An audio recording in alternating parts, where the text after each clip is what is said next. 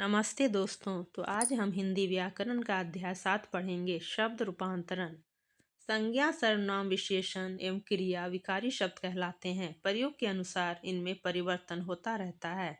विकार उत्पन्न करने वाले कारक तत्व जिनसे शब्द के रूप में परिवर्तन होता है वे इस प्रकार हैं। शब्द रूपांतरण तो लिंग, वचन, कारक, काल, वाच्य इस तरह शब्दों का रूपांतरण हुआ है। इसमें लिंग दो हैं, स्त्रीलिंग और पुल्लिंग। वचन एक वचन और बहुवचन, वचन भी दो हैं। कारक कारक तो 8 हैं। काल काल 3 है, वर्तमान काल, भविष्यत काल और भूतकाल। वाच्य कर्तवाच्य, कर्मवाच्य, भाववाच्य।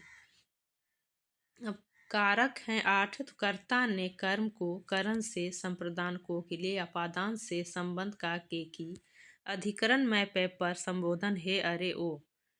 लिंग लिंग शब्द का अर्थ होता है चिन्ह या पहचान। व्याकरण के अंतर्गत लिंग उसे कहते हैं जिसके द्वारा किसी विकारी शब्द के स्त्री या पुरुष जाति का बोध होने का बोध होता है।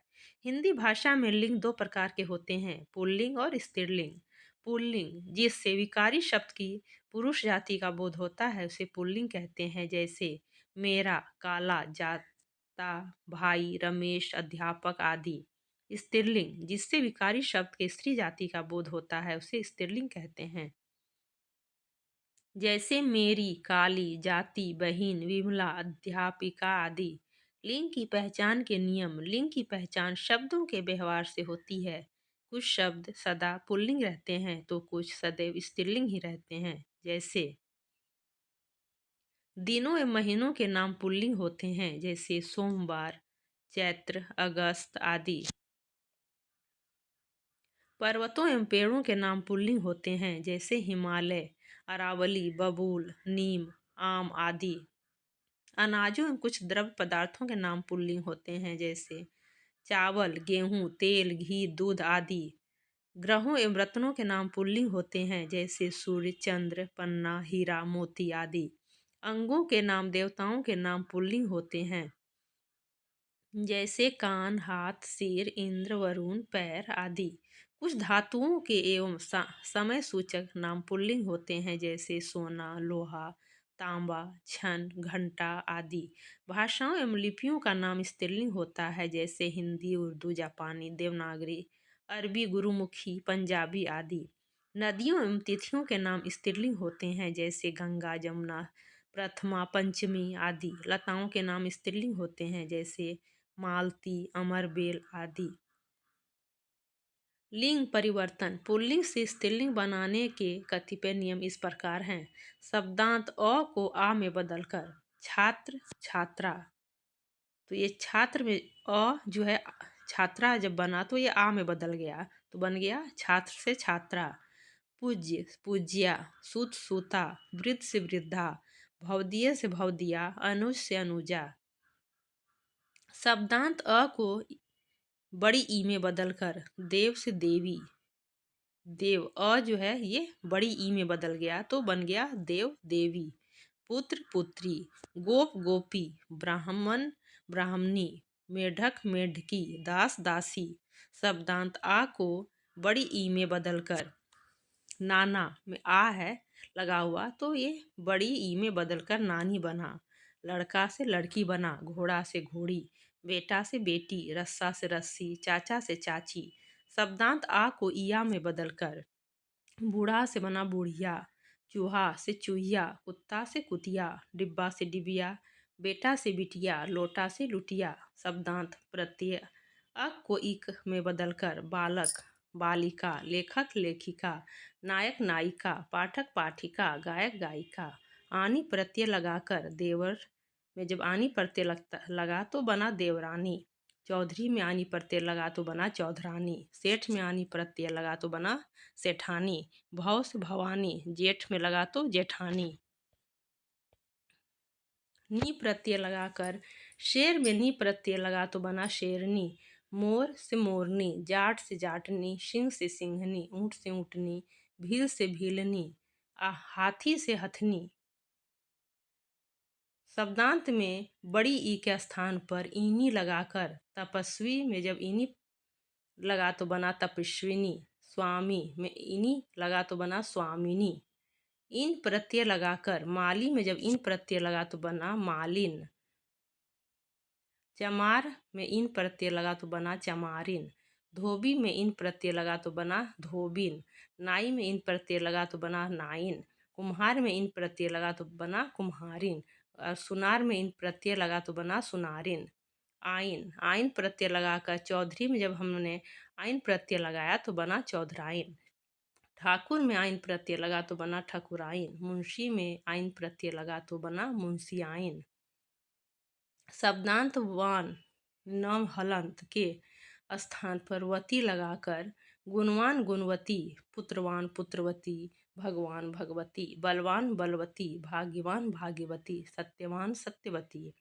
अब शब्दांत मान के स्थान पर मति लगाकर श्रीमान में जब हमने मति लगाया तो बना श्रीमती। बुद्धिमान में मति लगाया तो बना बुद्धिमती। आयुष्मान में जब मति लगाया तो बना आयुष्मती।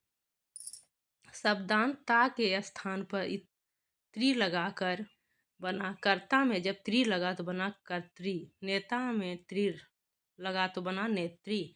दाता में त्री लगा तो बना दात्री। शब्द के पूर्व में मादा शब्द लगाकर खरगोश मादा खरगोश। भालू मादा भालू। भेड़िया मादा भेड़िया। भिन्न रूप वाले कतिपय शब्द जैसे कवि तो कवित्री। वर से बना वधु। विद्वान विदुषी। वीर से वीरांगना। मर्द से औरत। साधु साध्वी। दुल्हा से दुल्हन। नर से नारी। बैल से गाय। राजा से रानी। पुरुष से स्त्री। भाई से भाभी। बादशाह से बेगम। युवक से युवती। ससुर से सास।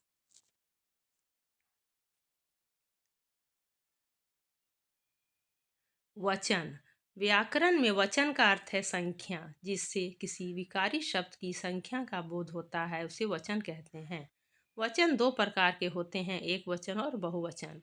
जिस शब्द में किसी व्यक्ति या वस्तु की संख्या एक ही होने का पता चले उसे एक वचन कहते हैं। जैसे लड़का खेल रहा है, खिलौना टूट गया है, यह मेरी पुस्तक है। इन वाक्यों में आए लड़का, खिलौना तथा पुस्तक शब्द एक वचन है। बहुवचन जिस शब्द से किसी व्यक्ति या वस्तु की संख्या एक से अधिक होने का पता चले उसे बहुवचन कहते हैं। जैसे लड़के खेल रहे हैं, खिलौने टूट गए, ये पुस्तकें मेरी हैं। इन वाक्यों में आए लड़के, खिलौने एवं पुस्तकें शब्द बहुवचन है। बहुवचन बनाने के नियम शब्दांत आ को ए में बदलकर, जिससे है कि कमरा तो कमरा में जब ए लगा तो बना कमरे। लड़का में भी ए लगा तो बना लड़के। बस्ता से बस्ते। बेटा से बेटे। पपीता से पपीते। रसगुल्ला से रसगुल्ले। शब्दांत अ को ए में बदलकर पुस्तक में जब ए लगा तो बना पुस्तकें। दाल से दालें। राह से राहें। दीवार से दीवारें। सड़क से सड़कें। कलम से कलमें। शब्दांत में आए आ के साथ ए पे चंद्र बिंदु जोड़कर बना बाला से बालाएं। कविता से कविताएं। कथा से कथाएं। बड़ी ई वाले शब्दों के अंत में इया लगाकर देवी से देवियां। लड़की से लड़कियां। साड़ी से साड़ियां। नदी से नदियां। खिड़की से खिड़कियां। स्त्री से स्त्रियां। स्त्रीलिंग शब्द के अंत में आए या को या चंद्र बिंदु में बदलकर चिड़िया से बना चिड़िया। डिबिया से डिबिया। गुड़िया से गुड़िया। स्त्रीलिंग शब्द के अंत में आए छोटी ऊ और बड़ी ऊ के साथ ए चंद्र बिंदु लगाकर वधु से बना वधुएं। वस्तु से वस्तुएं। बहू से बहुएं। छोटी और बड़ी ई स्वरांत वाले शब्दों के साथ हियों लगाकर तथा बड़ी ई की मात्रा को छोटी ई में बदलकर जाति जातियों।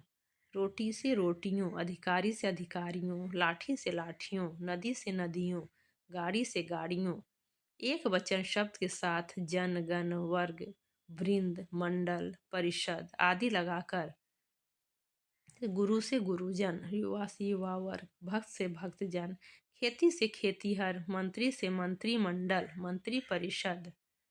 कारक कारक का अर्थ होता है करने वाला। क्रिया का निष्पादक जब किसी संज्ञा या सर्वनाम पद का संबंध वाक्य में प्रयुक्त अन्य पदों व क्रिया के साथ जाना जाता है उसे कारक कहते हैं। विभक्ति कारक को प्रकट करने के लिए प्रयुक्त किया जाने वाला चिन्ह विभक्ति कहलाता है। विभक्ति को परसर्ग भी कहते हैं।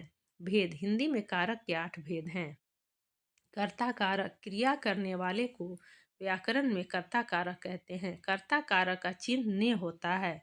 यह संज्ञा अथवा सर्वनाम ही होता है तथा क्रिया से उसका संबंध होता है। विभक्ति का प्रयोग सक्रामक क्रिया के साथ ही होता है, वह भी भूतकाल में। जैसे राधा ने नृत्य किया तो श्याम ने पत्र लिखा, मीना ने गीत गाया, उसने पढ़ाई की होती तो पास हो जाता। अब है कर्म कारक। क्रिया का फल जिस शब्द पर पड़ता है उसे कर्म कारक कहते हैं। कर्म कारक का विभक्ति चिन्ह को है। विभक्ति को का प्रयोग केवल सजीव कर्म कारक के साथ ही होता है, निर्जीव के साथ नहीं। जैसे राधा ने नौकर को बुलाया, वह पत्र लिखता है। स्वाति कॉलेज जा रही है, मीना ने गीता को पुस्तक दी। आज्ञा सूचक शब्दों में निर्जीव के लिए भी विभक्ति का प्रयोग होता है। जैसे पुस्तक को मत फाड़ो, कुर्सी को मत तोड़ो। स्वाभाविक क्रियाओं में जैसे उसको प्यास लगी है, राम को बुखार हो रहा है। करण कारक। करण का शाब्दिक अर्थ है साधन। वाक्य में कर्ता जिस साधन या माध्यम से क्रिया करता है अथवा क्रिया के साधन को करण कारक कहते हैं। करण कारक की विभक्ति से वह के द्वारा, वह के द्वारा है। जैसे मैं कलम से लिखता हूँ, मैंने गिलास से पानी पिया। सानिया बैट से खेलती है, मैंने दूरबीन से पहाड़ों को देखा। करण कारक के अन्य प्रयोग इस प्रकार हैं। क्रिया संपादित करने के क्रम में प्रिया पेंसिल से चित्र बनाती है के द्वारा द्वारा मुझे दूरभाष द्वारा सूचना प्राप्त हुई, उसे डाकिये के द्वारा पत्र प्राप्त हुआ। आज्ञा जनित वाक्य। ध्यान से अध्ययन करो, स्कूटर से नहीं साइकिल से स्कूल जाओ। सीख। मेहनत से अच्छे अंक मिलते हैं। रीति से भिखारी क्रम से बैठे हैं। गुण या स्थिति। राम हृदय से ही दयालु है, वह स्वभाव से ही कंजूस है। मूल्य। सेब किस भाव से दे रहे हो। कभी दिखाने के लिए बुखार से बहुत कमजोर हो गया, वो अक्ल से अंधा पैदल है। प्रार्थना। निवेदन। ईश्वर से सद्बुद्धि मांगे। अगला है कि संप्रदान कारक। संप्रदान स्वमहलंत जोड़ प्रदान का शाब्दिक अर्थ है देना। वाक्य में कर्ता जिसे देता है अथवा जिसके लिए क्रिया करता है उसे संप्रदान कारक कहते हैं। जब कर्ता स्वत्व हटाकर दूसरे के लिए दे देता है वहाँ संप्रदान कारक होता है। संप्रदान कारक की विभक्ति के लिए को है के वास्ते के निर्मित के हेतु भी कह सकते हैं। जहाँ क्रिया द्विकर्मी हो वहाँ विभक्ति को का प्रयोग होता है। जैसे के लिए। सैनिकों ने देश की रक्षा के लिए बलिदान दिया। लोगों ने बाढ़ पीड़ितों के लिए दान दिया। मेरिट में आने के लिए मेहनत करो। को। राजा ने गरीबों को कंबल दिए। पुलिस ने चोर को दंड दिया। अगला है अपादान कारक। अपादान का अर्थ है पृथक होना या अलग होना। संज्ञा या सर्वनाम के जिस रूप से एक वस्तु या व्यक्ति का दूसरी वस्तु या व्यक्ति से अलग होने या तुलना करने का भाव हो वहाँ अपादान कारक होता है। अपादान कारक की विभक्ति से है। पृथकता के अलावा अन्य अर्थों में भी अपादान कारक का प्रयोग होता है। जैसे पृथकता। पेड़ से पत्ता गिरा, मेरे हाथ से गेंद गिर गई। विजय शाला से घर आया, नदी पहाड़ से निकलती है। पहचान के अर्थ यह मारवाड़ से है, दूरी। पोस्ट ऑफिस स्कूल से दूर है। तुलना। विमला सीता से लंबी है। शिक्षा। शिष्य गुरु से शिक्षा ग्रहण करता है। संबंध कारक। शब्द का वह रूप जो दूसरे संज्ञा या सर्वनाम शब्दों से संबंध बतलाए संबंध कारक कहलाता है। संबंध कारक की विभक्ति का के, की, रा, रे, री एवं ना, ने, नी है। भेद इस प्रकार हैं। जैसे स्वामित्व। अजय की पुस्तक गुम हो गई। अपना पर्स संभाल कर रखो, मेरा चश्मा बहुत कीमती है। रिश्ता। विजय अजय का भाई है। अमिताभ बच्चन कवि हरिवंश राय बच्चन के पुत्र हैं। अवस्था। मेरी उम्र 50 वर्ष है, यह युवक 30 वर्ष का है। कोटि धातु। 5 मिट्टी के घड़े लाओ, मैंने एक कांसे की कटोरी खरीदी है। मेरी साड़ी सिल्क की है। प्रश्न। 5वीं कक्षा के कितने छात्र हैं। आपके कितनी संतान हैं? अधिकरण कारक वाक्य में प्रयुक्त संज्ञा या सर्वनाम के जिस रूप से क्रिया के आधार का बोध होता है उसे अधिकरण कारक कहते हैं। अधिकरण कारक की विभक्ति है में एवं पर। में का अर्थ है अंदर या भीतर तथा पर का अर्थ है ऊपर। जैसे इस मंदिर में कई मूर्तियां हैं, उस कप में चाय है, मेरे पर्स में पैसे व ड्राइविंग लाइसेंस हैं। टायर में हवा कम है, बगीचे में छायादार पेड़ हैं। कभी कभी में का प्रयोग बीच या मध्य के रूप में भी होता है, जैसे राम और श्याम में गहरी दोस्ती है। भारत की संस्कृति विश्व में विशेष स्थान रखती है। पीटी उषा का नाम श्रेष्ठ धावकों में है। पर मेज पर पुस्तक रखी है, पेड़ पर चिड़िया बैठी है। बहुतों में से किसी एक को श्रेष्ठ बनाने के लिए कक्षा में मनीष सबसे बुद्धिमान है। निश्चित समय बताने के लिए परीक्षा समाप्ति की घंटी 3 बजने पर लगेगी। प्रति आधे घंटे पर चेतावनी घंटी लगानी है। महत्व बतलाने के लिए कदम कदम पर पुलिस का पहरा है। बहुत से सैनिक सीमा पर तैनात हैं, हमें अपनी जुबान पर अटल रहना चाहिए। जल्दबाजी बतलाने के लिए वह तो घोड़े पर सवार होकर आता है। संबोधन वाक्य में जब किसी संज्ञा को पुकारा जाए अथवा संबोधित किया जाए उसे संबोधन कारक कहते हैं। संबोधन में पुकारने, बुलाने एवं सावधान करने का भाव होता है। संबोधन कारक के विभक्ति चिन्ह हैं हे, ओ, अरे। हे भगवान, कैसा जमाना आ गया है। हे ईश्वर, मेरा पोता कहाँ गया। अरे अरे, ये क्या कर रहे हो। अरे गुरुजी, आप इधर कैसे। अरे बच्चों, शोर मत करो। ओ खिलौने वाले, बतलाना कैसे खिलौने लाए हो। ओ भाई, कहाँ भागे जा रहे हो। कर्म संप्रदान कारक में अंतर।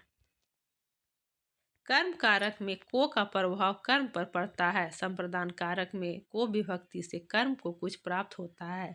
कर्म कारक में को विभक्ति का फल कर्म पर होता है, पर संप्रदान कारक में को विभक्ति कर्ता द्वारा देने का भाव होता है। करण कारक व अपादान कारक में अंतर। करण कारक में से क्रिया का साधन है, जबकि अपादान में से अलग होने का भाव है। करण कारक से क्रिया का फल प्राप्त होता है, जबकि अपादान कारक से तुलना, दूरी, डरने या सिखाने का भाव है। संज्ञाओं की कारक रचना संस्कृत से भिन्न आकारांत पुल्लिंग संज्ञा के वचन में अंतिम आकार को ए कार में परिवर्तित कर देते हैं। जैसे घोड़ा, घोड़े ने, घोड़े को, घोड़े से। संस्कृत में भिन्न भिन्न शब्दों में विभक्ति का प्रयोग होने पर संज्ञाओं के बहुवचनात्मक रूपों के साथ ओ या यू प्रत्यय जोड़ते हैं। जैसे गधे, गधों ने, गधों को, गधों से। डाली, डालियों ने, डालियों को, डालियों से। संबोधन कारक के बहुवचन के लिए शब्दांत में ओ जोड़ते हैं। जैसे नर, नरों, लड़का, लड़की, छात्र, छात्रों।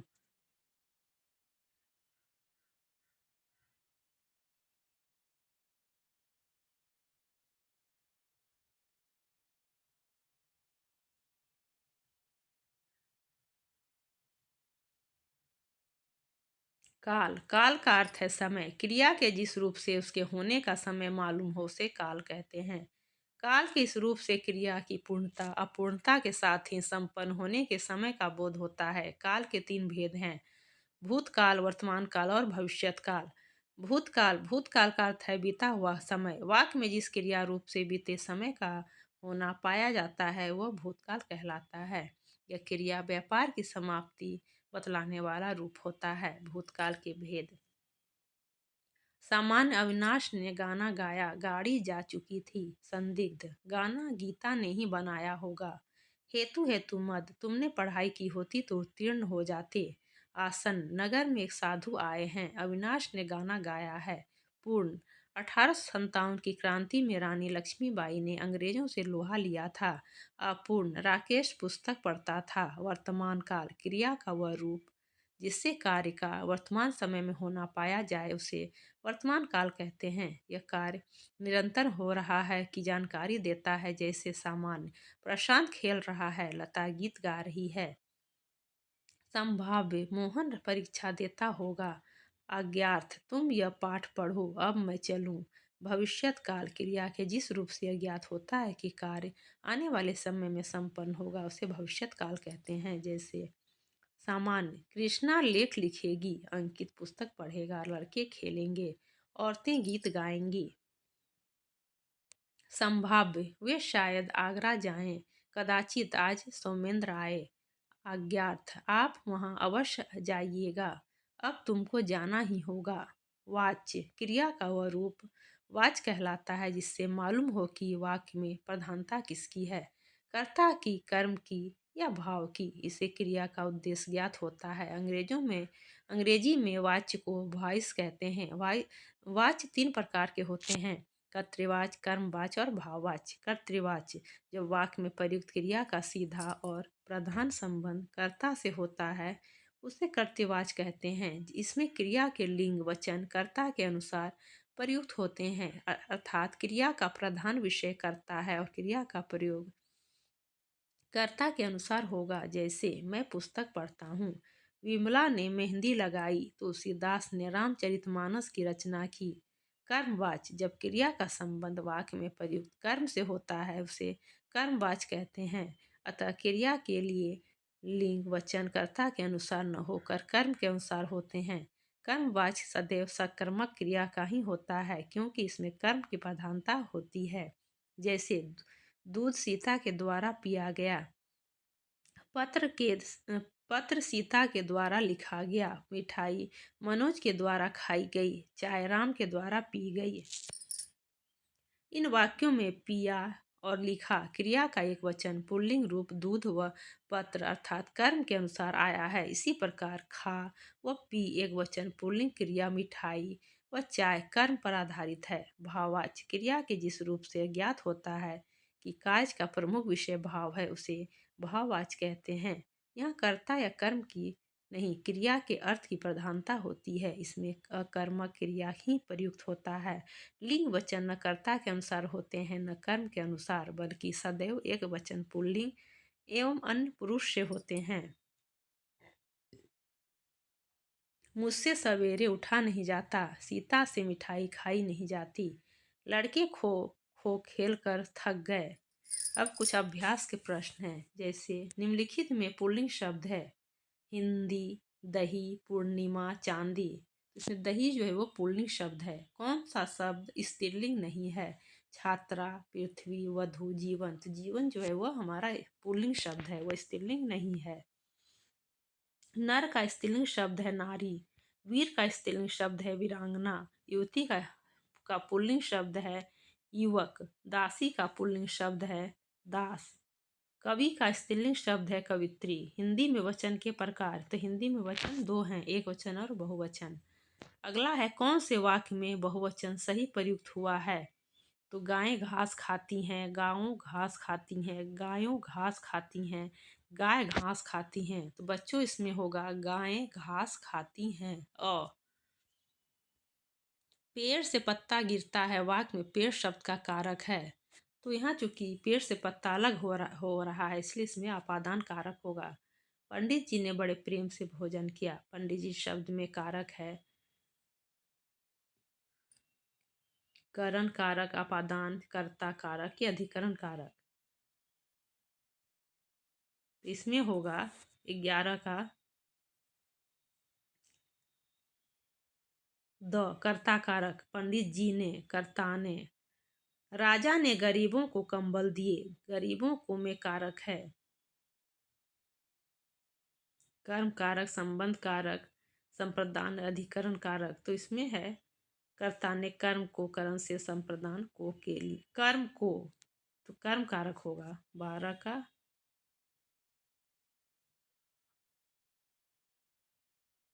संप्रदान कारक होगा।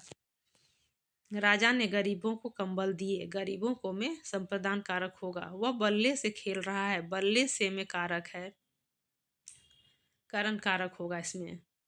कर्ता ने कर्म को करण से।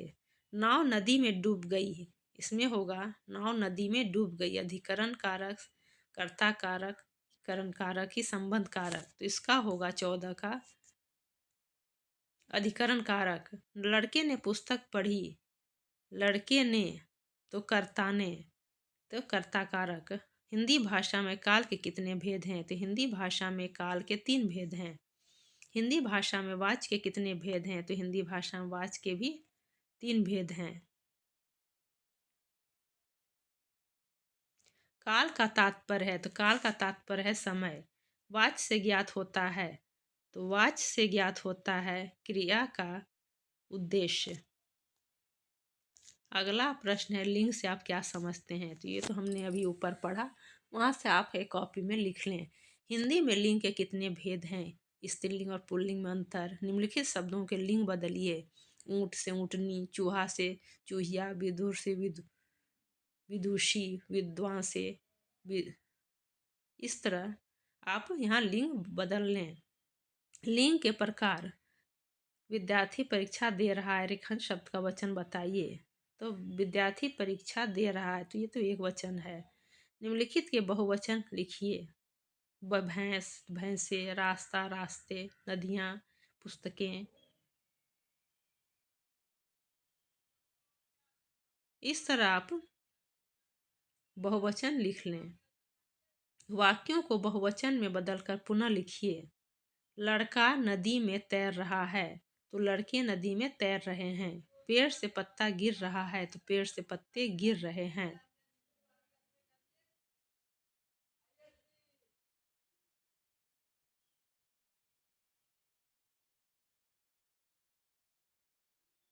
अब है रेखांकित शब्दों के कारक बताइए। मैं शहर से बाहर जा रहा हूँ,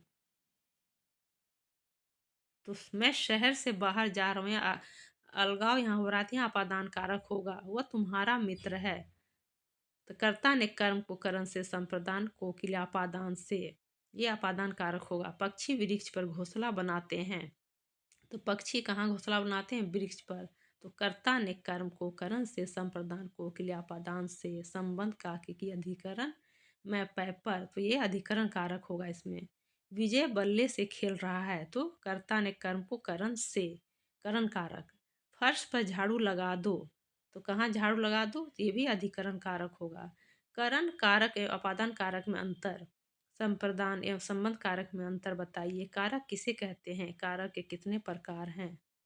नाम, परिभाषा, उदाहरण सहित लिखिए। भूतकाल के वाक्यों को भविष्य काल में बदलिए।